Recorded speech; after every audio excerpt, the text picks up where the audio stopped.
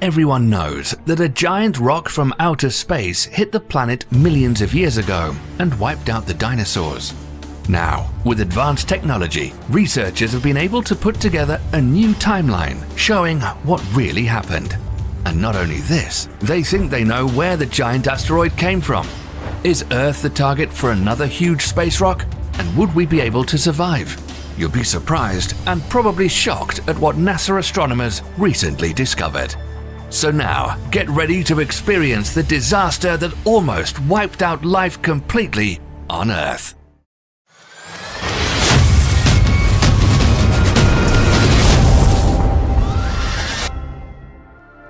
The giant asteroid's impact into shallow waters in the Gulf of Mexico 65 million years ago was bad enough.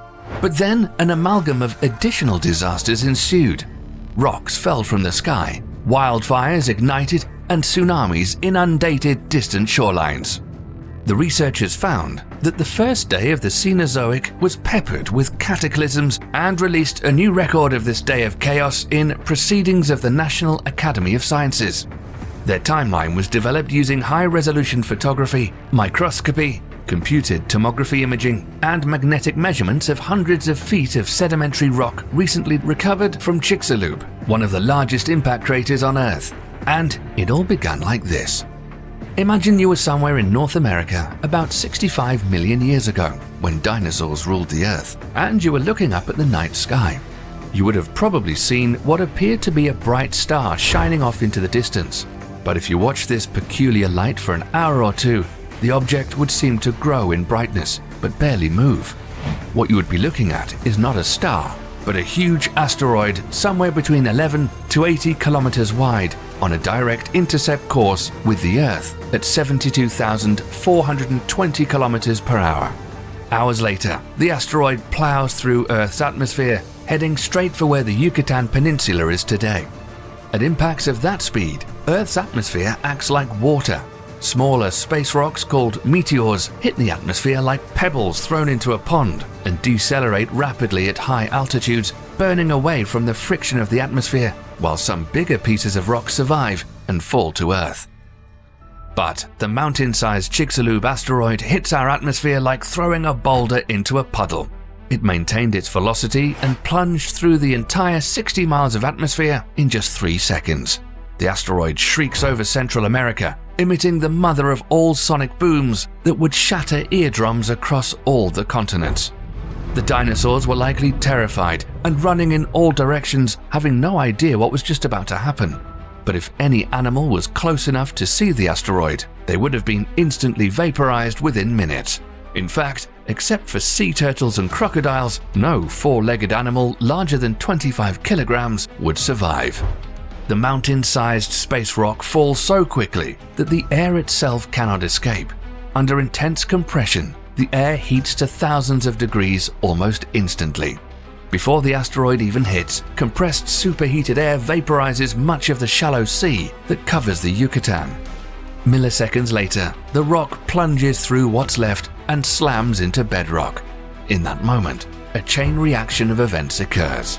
The impacting asteroid exerts so much pressure on the Earth that soil and rock flow like fluids. The flowing up and down movement of the Earth is like the double splash of someone doing a cannonball in a swimming pool. The initial splash in all directions is followed by a delayed vertical splash when the cavity created by the asteroid rebounds to the surface. The first wall of Earth gouged outward at the moment of impact is more than 32 kilometers high. The impact hole nearly breaches Earth's mantle, and when the cavity rebounds to form the delayed vertical splash, the Earth rises at over 1,600 kilometers per hour to heights taller than Mount Everest. Within minutes, this mountain of debris almost entirely collapses in a series of secondary explosions, leaving behind a smaller mound called a crater's peak ring. At the same moment the asteroid strikes the Yucatan and applies its pressure to the bedrock, it converts the kinetic energy of a 7.5 billion-ton rock traveling 16 kilometers per second into searing heat in an instant. The Chicxulub impactor delivers approximately 1 septillion, 300 sextillion kilojoules of energy. More energy than 1 billion Hiroshima atomic bombs. The kinetic energy transferred by the asteroid to the soil, rock, and air excites the molecules to temperatures far hotter than the surface of the Sun. The heat rips electrons from atoms, ionizing the air into an expanding fireball of plasma in excess of 10,000 degrees, turbocharged with vaporized rock that's blasted out at hypersonic speeds. The heated, rapidly expanding air and near instantaneous conversion of Earth to gas, combined with the impact shock wave itself, forms a massive blast wave of pressure expanding outward at more than 1,600 kilometers per hour. If this asteroid hit the same spot today, the blast wave would vaporize you in Texas, deafen you in New York, and blow out glass windows in Buenos Aires. The Chicxulub impactor rings Earth like a bell. Waves in Earth's crust radiate away from the impact zone at 4 kilometers per second. The waves then trigger fault-slipping earthquakes across the continents. If you were on the other side of the world, you would feel the ground shaking 30 minutes after impact. The impact triggers tsunamis as high as skyscrapers. The first of them hit Gulf coastlines within the hour. Waves ranging from 600 feet to perhaps as tall as 1,000 feet smash into what is now Mexico and the southern United States and flood tens of miles inland. The waves temporarily reverse the flow of rivers, rushing up riverbeds like 30-foot tidal bores. Tsunamis smash into the eastern coast of the United States, and 6 hours after impact, max out at 600-foot high walls of water that slam into Europe, Africa, and the Mediterranean coasts.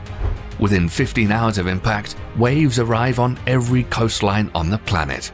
Depending on local topography, the ocean sweeps away anything in its path and sucks it back to the sea when the waters finally retreat.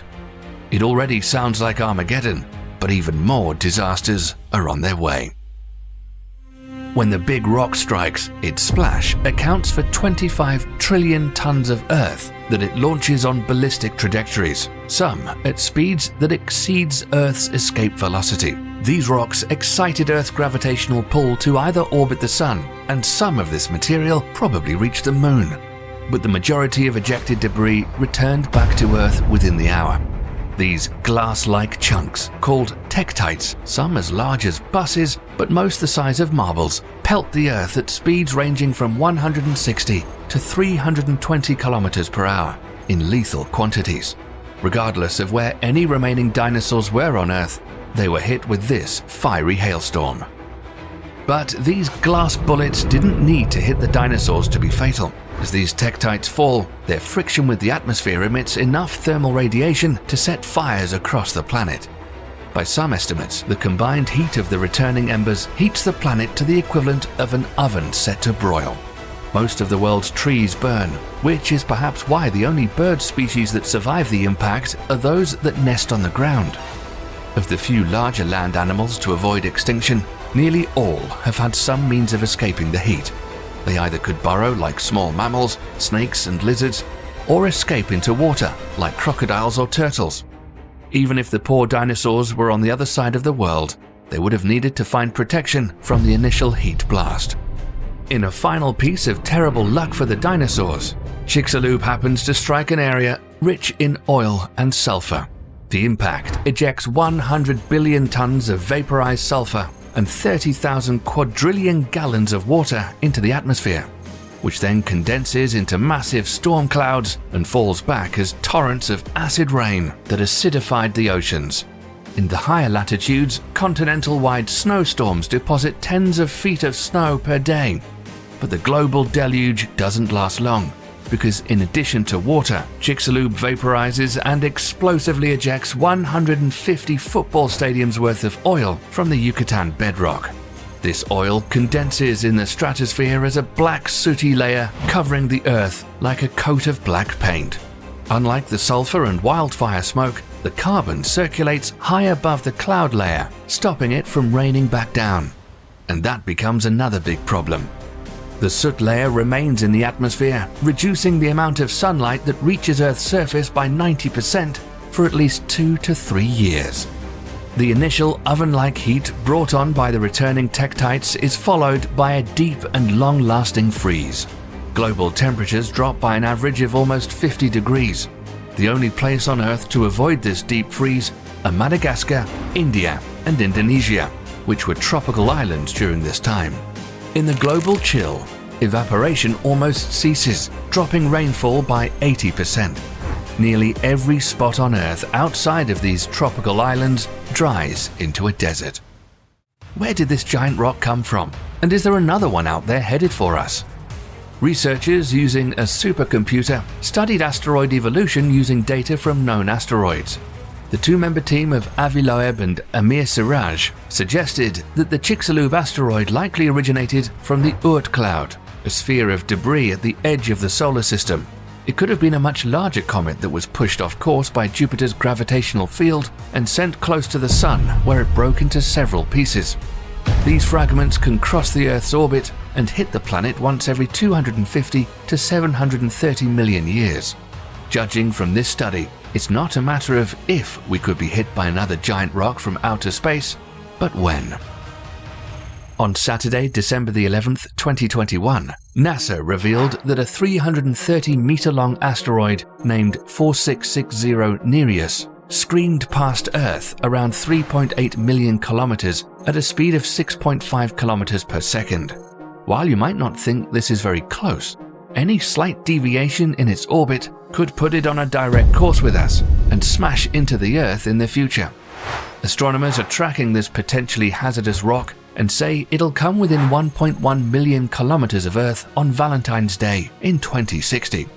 Buy your flowers and get those proposals done early just in case. Keep in mind, the asteroid that caused the Chelyabinsk explosion in Russia in 2013 was just 20 meters in size. The bad thing is that we don't have any known way to defend the Earth from a giant space rock. However, NASA's DART mission, or Double Asteroid Redirection Test, will try to see if a spacecraft can autonomously navigate to a target asteroid and intentionally collide with it, causing a kinetic impact that could push the asteroid off a collision course with the Earth. DART's target is Dimorphos, an asteroid moonlet which orbits a larger asteroid named Didymos. The spacecraft is set to arrive in late September 2022, when the Didymos system is 11 million kilometers from Earth. However, it's estimated that the collision will change the speed of the moonlet by a fraction of 1%.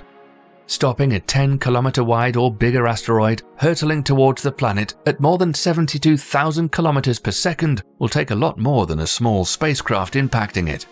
Perhaps the world would need to try nuclear weapons, like in the movie Armageddon. Maybe you have an idea how we could stop a world-ending asteroid, and you'll become famous. Let us know what you think. And make sure to stay tuned here for more exciting stuff happening in our universe. Thanks for watching.